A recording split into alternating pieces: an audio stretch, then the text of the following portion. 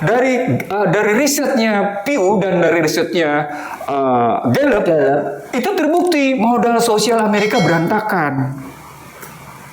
Paling mendasar modal sosial berantakan sekarang ini adalah mereka tetap butuh fentanyl. Satu, yang kedua, orang miskin tambah miskin gak karu-karuan. Jadi mereka ketergantungan kepada drug Itu satu. Ya itu tadi gitu ya. Yang ketiga, tahu Husnul apa kejadian? Apa? Warga negara senior itu punya krisis akan perumahan. Mereka cemas, homelessness namanya. Homelessness, kesulitan akan perumahan. Ternyata Husnul yang punya problematik, ini menarik Husnul.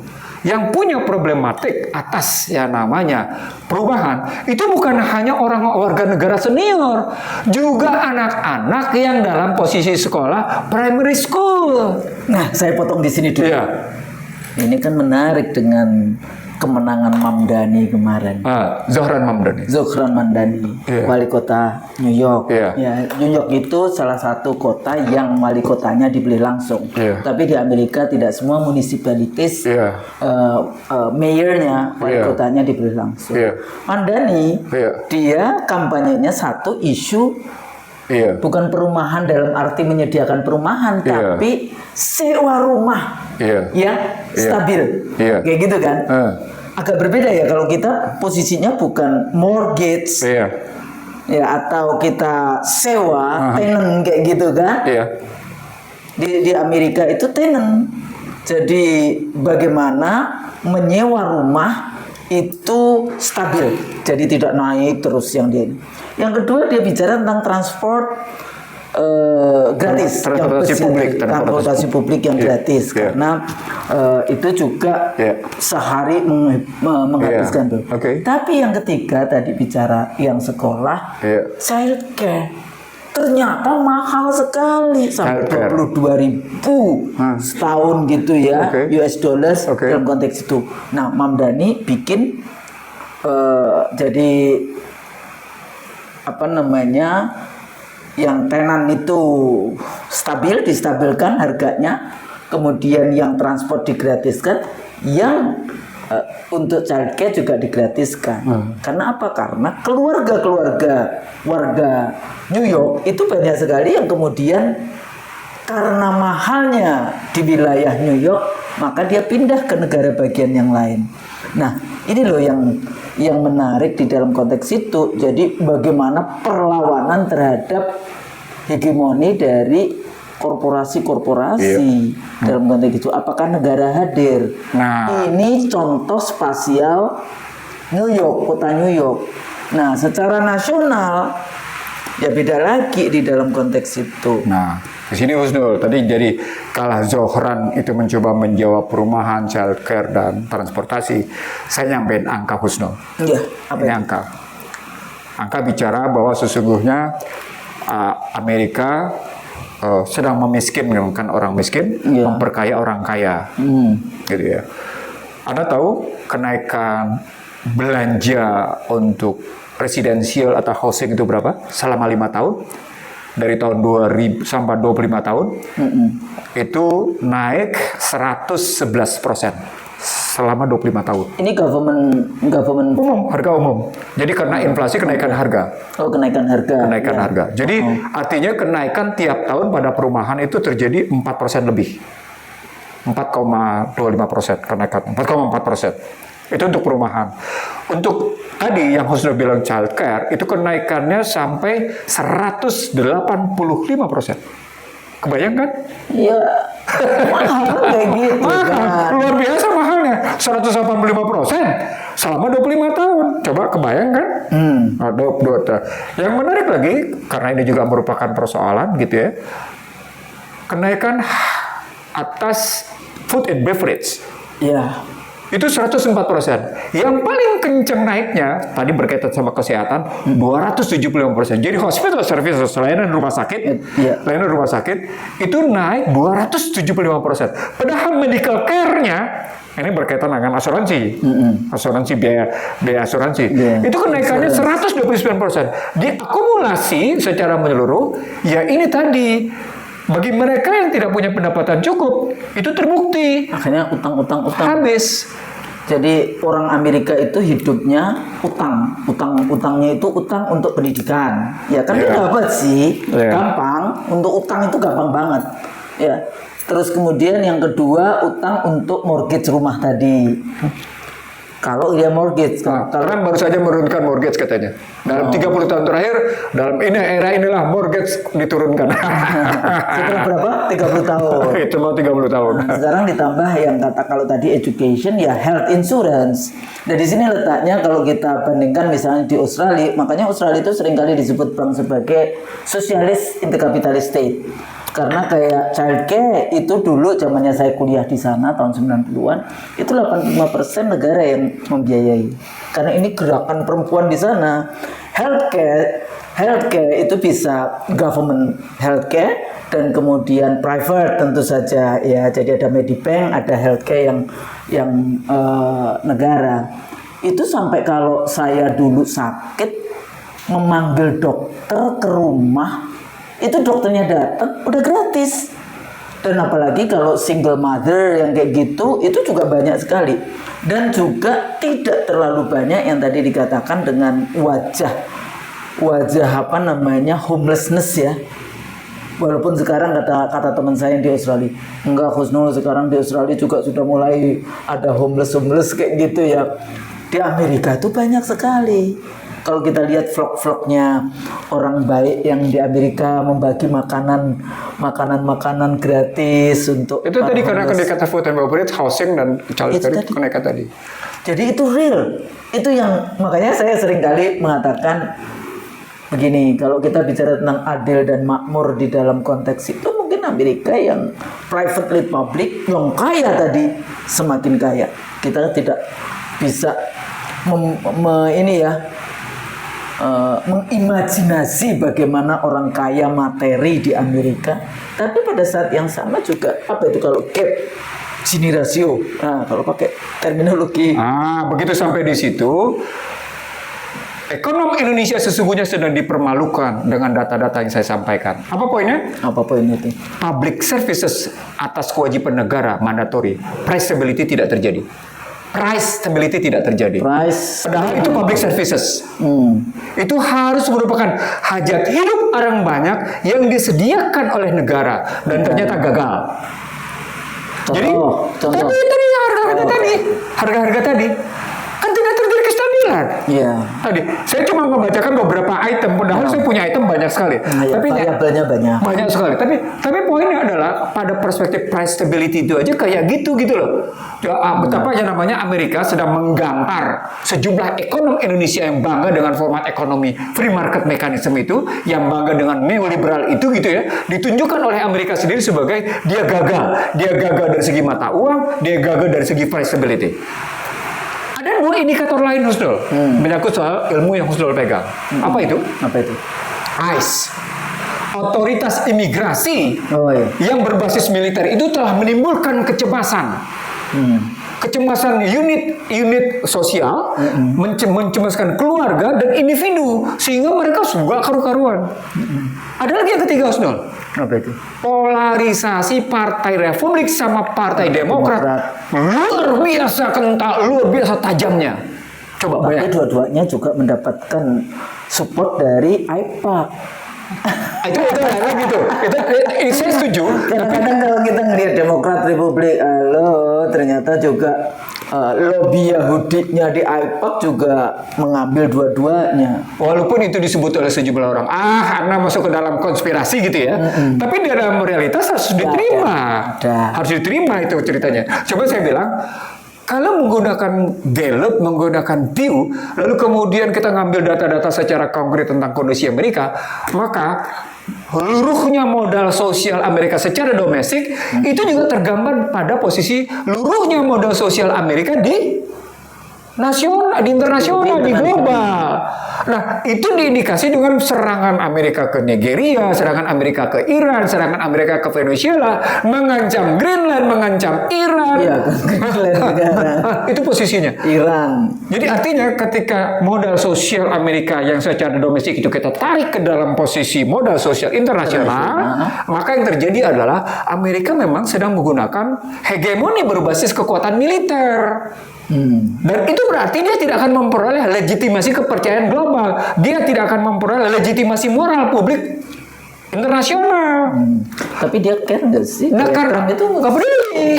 Nggak peduli. Karena itu dia keluar tadi Hasna untuk menunjukkan bahwa tidak ada hukum internasional. Yang ada adalah rule based order dia berbasis pada kepentingan dirinya, berbasis pada kepentingan Jadi kelompoknya. dia nggak mau loyal dengan international law. Nggak ada. Itu kan statementnya. Nggak ada. Basisnya adalah moral yang berbasis pemikiran saya sendiri gitu loh. Jadi itu kalimat dia gitu. Bahkan ketika wawancara dengan New York Times jelas sekali kalimat kondisinya. Yang saya mau sampaikan di sini gitu ya. Walaupun ini merupakan pembelajaran mahal bagi mereka yang menganut pemikiran-pemikiran Amerika. Saya bilang ini pembelajaran paling mahal dan ini pembelajaran paling memalukan bagi mereka yang demikian bangga dengan format demokrasi liberal, yang paling bangga dengan individualisme, yang paling bangga dengan namanya free market mechanism gitu ya. Maka era ini mereka bukan hanya ditabok intelektualnya, saya bilang ditampar intelektualnya, tapi juga ditampar moralnya. Do you think they really aware? ini pertanyaan sinikal nih. They understand about all this stuff. Enggak, maksudnya ini serius. Saya tahu serius. Makanya kadang-kadang kembali lagi Bang, kalau kita bicara akhlak, kenapa ya orang lihat di depan mata aja itu sebetulnya sudah nggak baik kayak gitu, tapi kita masih percayanya. Itu makanya kenapa kita disuruh tidak banyak maksiat supaya kolbu kita tidak banyak. Kalimatnya sederhana. Kalau sampai di situ bicaranya kalimatnya sederhana. Summum bukmum umyum fahum la yaqilun. Nggak berakal itu ya. Jadi balik lagi Bang, dalam konteks the crumbling colossus of USA Empire, ini sebetulnya justru Amerika ini mengancam dunia dalam konteks itu, mengancam negara-negara yang enggak ini. Jadi dia sebetulnya ancaman bagi kita, bukan kemudian dia sebagai saudara, sebagai paman. Makanya kan dia disebut paman Sam, gitu ya. Dalam konteks itu kan konstruksinya positif kalau paman. Nah makanya bukan paman Sam. Kalau kita kan ada lagu anak-anak kalau paman dari kampung bawa Uncle Sam Iya. Uncle Sam dalam konteks ini. Nah, jadi suwot sebetulnya kalau kita melihat bagaimana domestik isunya Amerika pada level nasional ya, karena nanti kalau pada level provinsi, pada level municipalities gitu ya, jadi kayak local governmentnya mereka ada beberapa tempat-tempat yang mereka sebetulnya dia masih bisa bebas dari federalisme ya. Pemerintahan federal di Amerika itu dia mengurus tentang keuangan. Itu pun setelah 50 tahun Amerika merdeka baru kekuatan keuangan atau isu keuangannya diberikan kepada pemerintah federal. Yang kedua dia bicara tentang militer. Makanya dia pemerintah federal jadi presiden Amerika itu dengan mudah menggunakan militernya. Ya, dia lebih banyak perang membela Israel atau perang di luar negeri dibandingkan untuk urusan kepentingan negaranya. Dan yang ketiga bicara tentang politik luar negeri. Makanya kalau pemilu di Amerika itu ya isu politik luar negeri. Dan lucunya nama menteri luar negerinya apa? State Department. Departemennya juga berubah. Jadi kita dianggapnya itu negara bagiannya Amerika karena State Department, juga bukan Minister of Foreign Affairs kayak gitu. Tapi juga sekarang Greenland itu mau dianggap sebagai negara bagian ke-51. Nah, 51 atau 52 kan? 51. Kalau dari Kongres bicaranya 51. Oh, oke. Ya, nah terus sekarang kita jadi negara keberapa? Jangan begitu dong. Pertanyaan itu jangan begitu dong. Nah, saya nanti itu masuk di pembahasan yang kedua ketika kita bicara ekonominya. Nah, poinnya adalah ketika kita menyaksikan kayak gini jelas sekali bahwa Amerika telah melakukan tindakan-tindakan ilegal secara internasional. Dia bertentangan dengan gambaran hukum internasional. Dia telah melakukan tindakan-tindakan yang menunjukkan bahwa tindakannya sesuka hatinya karena cuma satu hal, karena dia punya kekuatan militer yang memang melampaui hampir semua negara. Karena persoalan hulu ledak nuklir. Jadi kalau pakai data, dia melarang semua negara untuk punya hulu ledak nuklir.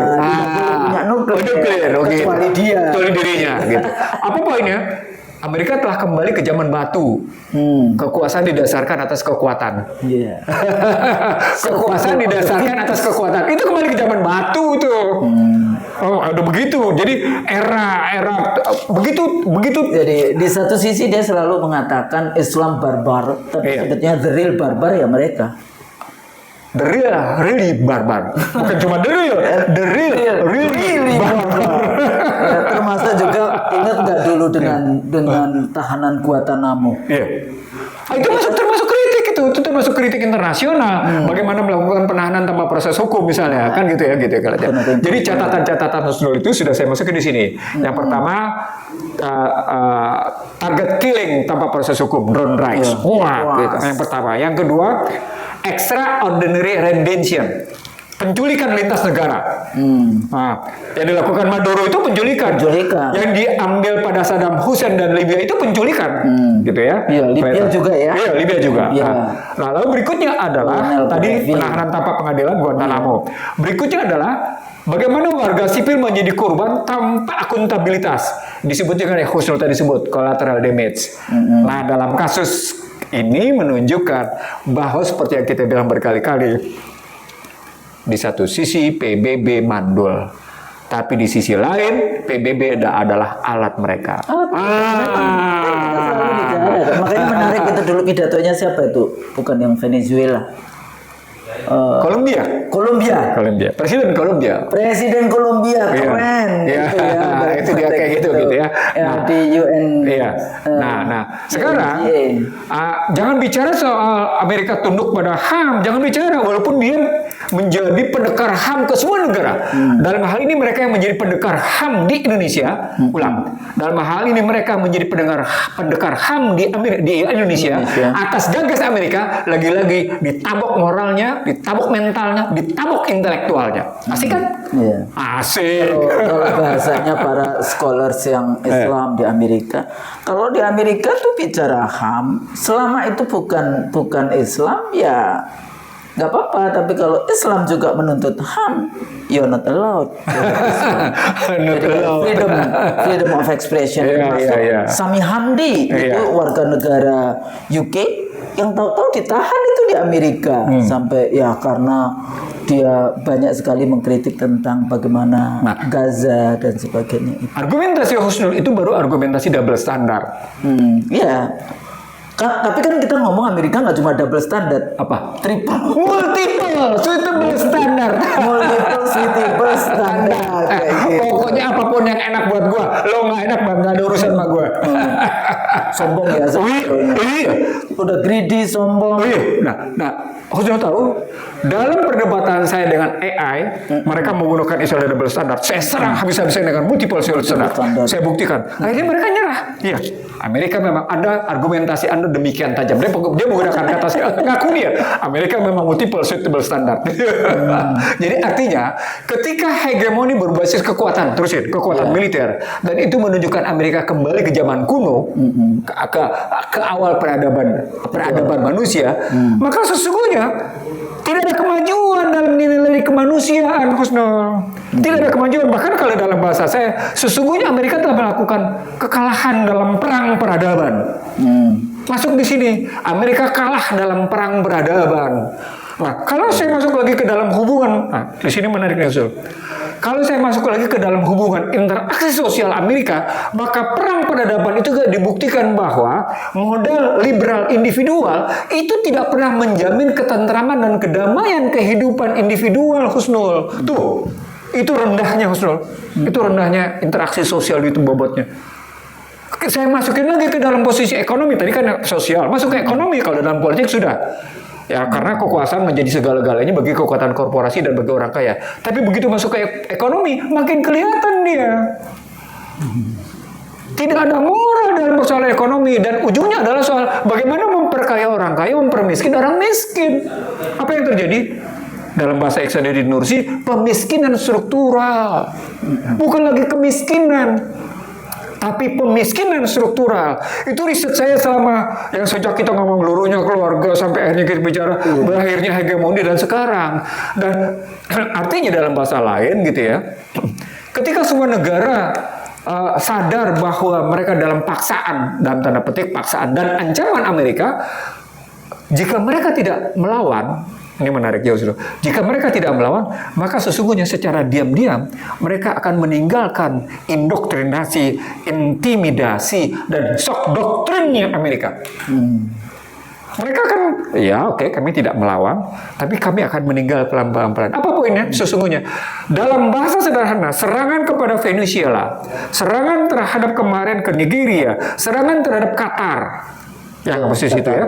Lalu berikutnya sekarang ancaman terhadap Greenland sesungguhnya membuktikan bahwa Amerika hanya dalam jangka tertentu saja mampu menahan laju penurunan fiat money dolarnya. Tapi sesungguhnya dia akan tetap ditinggalkan. Ini sebenarnya pesan IC dari Grumbling. Runtuhnya American Empire. Ya itu tadi. Kalau itu artinya ini IC Deleso sedang mengingetin orang kaya nih, yang pegang dolar hati-hati ya, karena akan terus mengalami decline. Tapi kan hari ini 16.900 gitu ya. Jadi apa poinnya? Kalau sudah masuk situ nanti kita masuk yang kedua. Ya sekarang kita masih tetap bahas bisa Amerika. Nah, kalau kita melihat model pertarungannya begitu gitu ya. Lalu kemudian kita bilang, ya makanya karena fakta Warsawa tidak ada lagi, yang ada tinggal NATO, dan NATO kemudian secara bersama-sama mempertahankan Greenland disebabkan ada ancaman dari Cina terhadap Greenland, maka itu false flag. Karena yang sungguhnya lakukan itu ala Amerika, bukan Cina. Nah, dari sekarang itu gambarannya menjadi ketika berbagai negara mencoba menghindari penggunaan dolar, menghindari kekuatan penggunaan militer dari Amerika, maka sesungguhnya gitu ya, Amerika bukan cuma sekedar tidak memperoleh kepercayaan, Amerika sedang merendahkan dirinya sendiri. Akibat perilaku serakah dan ketidakjujuran mereka, Husnul. Nah, emang Barat pernah jujur kan white supremacy. Kalau sudah sampai pada white supremacy, lagi-lagi bukti tidak ada HAM. Jangan bicara HAM. Mereka selalu jangan bicara HAM. Jadi mereka menggunakan diksi-diksi ilmiah. Iya. Tapi sebetulnya itu ya cuma melegitimasi dia saja atau whitewash kayak gitu ya. Jadi bagaimana mereka tidak mau disalahkan. Nah itu tadi masuk ke dalam krisis domestik disebutnya, menggunakan ICE karena pada akhirnya white national supremacy, sehingga mereka yang berwarna dihajar habis gitu ya, disingkirkan imigran dulu habis. Menggunakan terminologi negro, terus kemudian diganti Afro American kayak gitu ya, terus kemudian kelompok-kelompok yang misalnya Meksiko dan Asia dan sebagainya, mereka masih kuat di dalam konteks itu. Jadi mereka cuma dalam white supremacy, mereka juga masih mengakui Hispanic karena masih ada Spanyol. Ya. Karena masih Hispanic, ada Spanyolnya. Spanyolnya, Espanya. Makanya bahasa Spanyol masih juga masih tetap ya. Yang kita sebagai penutup Husnul, karena ini pembelajaran, karena ini masih akan terus bergulir. Ya betul. Masih akan bergulir. Ya selama Amerika masih seperti itu, nanti ketemu lagi yang namanya pemimpin Amerika yang ya heboh kayak gitu. Dulu di dalam konteks kayak Reagan kayak gitu ya, itu orang-orang itu dia udah geleng-geleng kepala aja dengan Reagan bisa menang ya kayak gitu, karena pinter pidatonya sesuai dengan dia menjadi bintang film. Jadi itu ada tuh dokumenter CIA kayak gitu ya yang melihat seperti itu. Jadi kalau kita lihat bahwa hegemoni ini sudah berbasis pada kekuatan militer dan itu kembali ke zaman batu, diikuti dengan negara-negara yang tetap menggunakan ICT karena Amerika tetap mendasarkan dirinya pada 3 hal: kekuatan militer, keuangan, dan ICT, teknologi ICT. Maka sesungguhnya Amerika bergerak dalam 2 sisi. Sisi pertama realitas konkret empirism gitu ya. Realitas konkret empirism posisi militer. Tapi kemudian ketika bicara juga virtual reality virtual, mereka menggunakan 2 Husnul. Mereka menggunakan ICT dan mereka menggunakan uang. Bagi negara-negara yang tidak cerdas melihat 3 hal ini, dia pasti akan tersaruk-saruk. Yeah. Dia akan terseok-seok. Karena itu dituntut kepemimpinan yang cerdas mengantisipasi 3 ini. Bagaimana mengantisipasi kekuatan militer, bagaimana mengantisipasi kekuatan keuangan mereka, bagaimana mengantisipasi kekuatan ICT. Nah, kalau secara ini bisa didekati secara fundamental dan struktural, fungsional. Jadi kalau kita dekati secara fundamental gitu ya, artinya akar masalah, maka non-blok menjadi tetap relevan karena yang kita cari adalah kebenaran, kejujuran, dan kemanusiaan, Husnul. Terus? Jadi jelas yang kita cari apa di situ? Yang kita cari adalah kebenaran, kejujuran, dan kemanusiaan. Siapa saja yang melanggar nilai-nilai kemanusiaan, gitu ya, dia pasti sedang merendahkan dirinya sendiri. Itu kalimat pentingnya, Husnul. Dia pasti, Amerika melanggar betul HAM yang dia sebarluaskan kemana-mana. Itu Amerika sedang merendahkan dirinya sendiri sesungguhnya, bangsanya sendiri, gitu, Husnul. Nah, karena basis berpikirnya begitu, maka kalau kita balik bilang non-blok tidak lagi relevan karena sudah kelihatan NATO sedang berubah. No. Anda mesti lihat bagaimana namanya Korea Utara sudah punya ICBM yang menakutkan. Anda mesti lihat yang namanya Iran diam-diam tetap bangkit dengan kekuatan nuklirnya, makanya dihajar dengan demonstrasi habis-habisan. Itu kan intervensi, itu kan infiltrasi, gitu loh. Termasuk juga di Indonesia. Iya, kalau Indonesia tidak perlu begitu, Snul. Tidak perlu sepenuhnya begitu. Karena kita dikasih proyek-proyek demokrasi, begitu. proyek anti korupsi. Tapi itu nanti kita masuknya kan, nanti kita masuk nanti.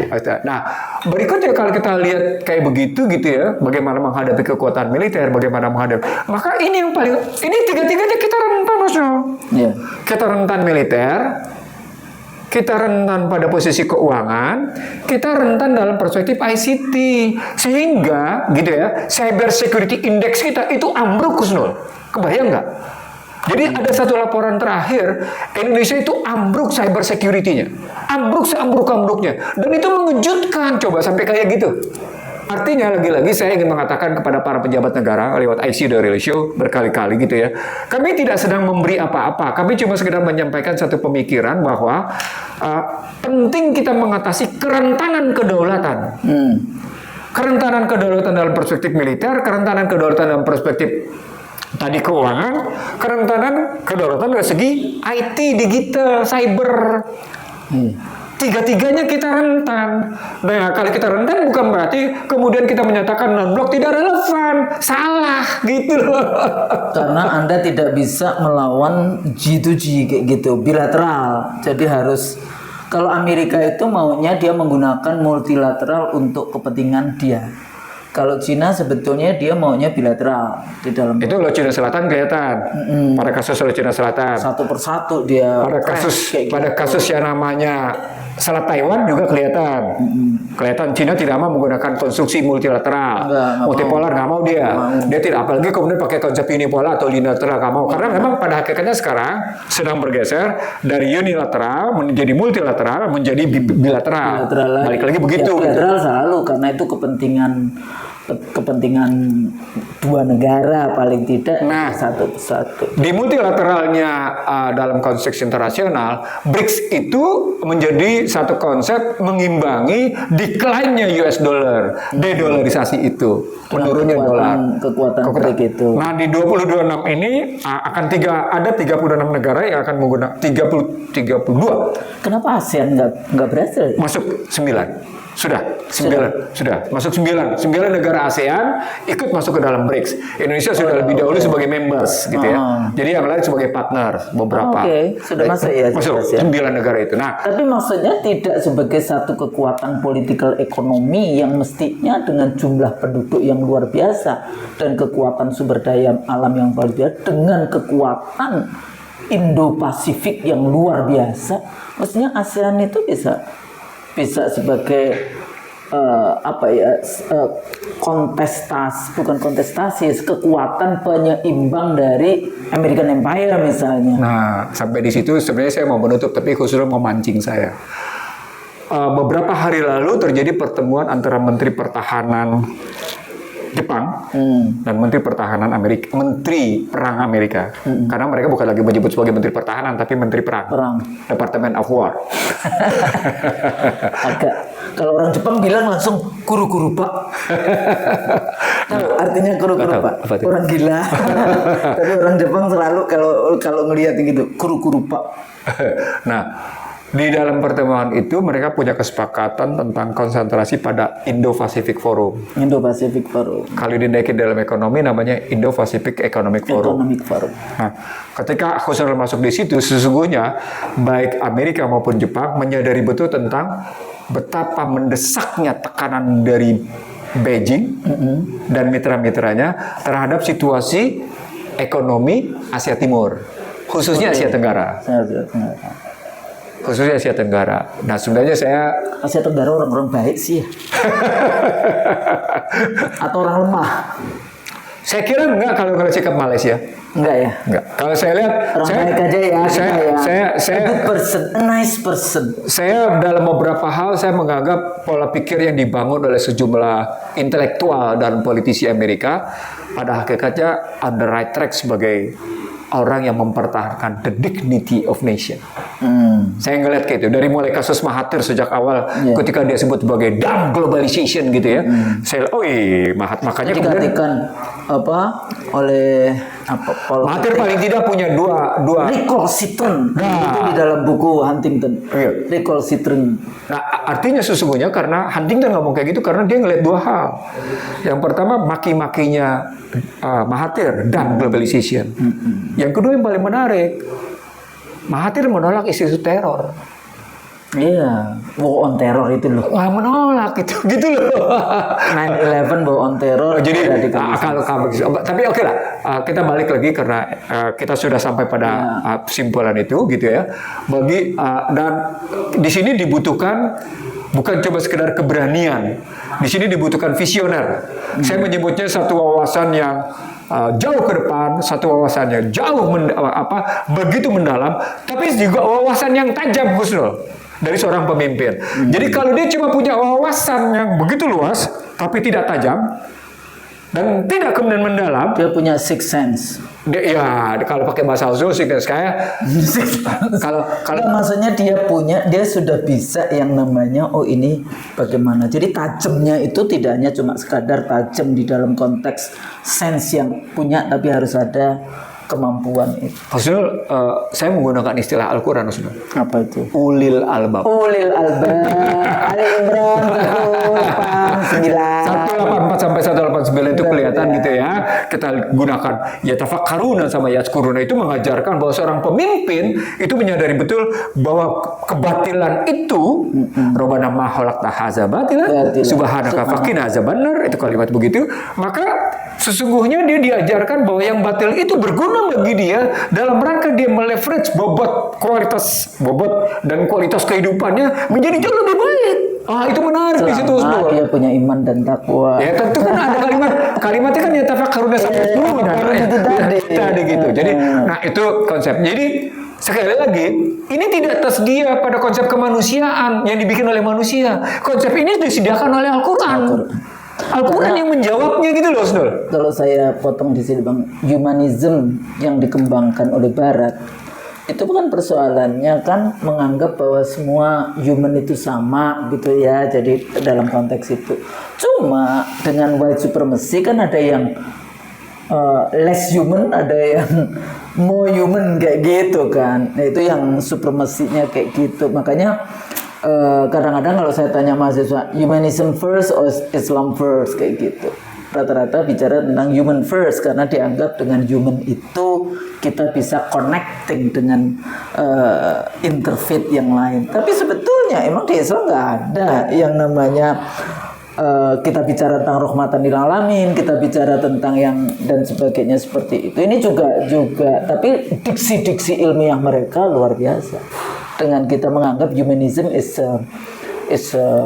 kalau saya mau kasar Husnul, tahu respon saya Pak Husnul? Apa? Kedangkalan pengetahuan. Jawaban itu merupakan gambaran kedangkalan pengetahuan. What's the point?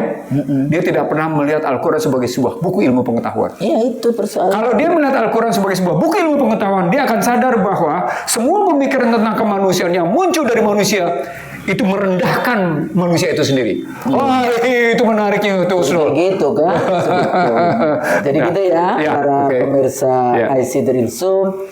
Kalau terakhir saya, ini tidak untuk kita conversation kan, Huntington terakhir menulis bukunya adalah American Nationalism, WAWI, American Nationalism. Sepertinya mereka juga masih, walaupun sudah berapa ratus tahun sekarang mereka, 250 tahun. Betul. Mereka, tahun ini 250 tahun. Nah, dalam mereka peringatan 250 tahun itu penting. Kemarin tuh saya baca, cuma saya belum baca secara detail. Ternyata Aceh dulu itu mengakui kemerdekaan Amerika, kerajaan Aceh. Ya, luar biasa kan? Nation, Aceh Nation. Ya tadi karena jangan lupa malah Hayati itu pernah menggempur habis-habisan British. Tapi enggak, selain British ada Spanyol. Spanyol ya? Iya, ada 2 yang dihajar, British, Spanyol dan Belanda. Gitu. Itu terjadi pada 1494 sampai dengan 1525 itu, Husnul. Jauh sebelum Amerika memerdekakan dirinya pada Juli 1876 gitu loh, 250 tahun gitu. Luar biasa di dalam konteks itu. Jadi social capital kita ya, dari mulai isu keluarga, isu ya negara. Tapi maksud saya bagaimana community itu dikembangkan di kita ini menjadi sangat menarik. Lesson learn-nya begitu ya. Nah, tadi juga Bang Nursi bahas tentang development, tapi kapan-kapan kita balik lagi ya, isu development dengan konsepnya Barat, konsepnya Amerika dalam konteks ini kan kita banyak sekali menggunakan American as a referensi kayak gitu kan. Apalagi kalau tadi bicara tentang Marshall Plan ya. Marshall Plan, development setelah Perang Dunia Kedua itu kan intinya adalah materialism. Nah, di sini sebagai negara Muslim terbesar di dunia, kita juga harus melihat apa itu materialism ya, tidak hanya di dunia saja.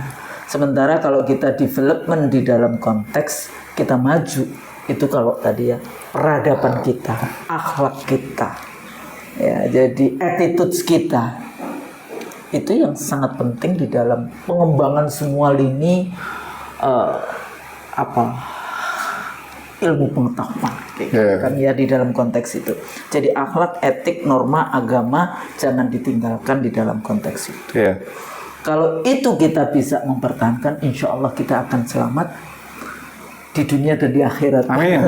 Rabbana atina fid dunya hasanah wa fil akhirati hasanah wa qina adzabannar dalam konteks itu. Saya pikir itu conversation kita yang panjang lebar, tapi pada intinya kita bisa melihat bagaimana the crumbling colossus of American Empire ya di dalam konteks itu. Tapi ternyata Amerika sudah bukan kasus Maduro yang terakhir, tapi sebetulnya Indonesia juga termasuk di tahun 65. Saya pikir itu mudah-mudahan berguna. Kalau salah kita mohon maaf.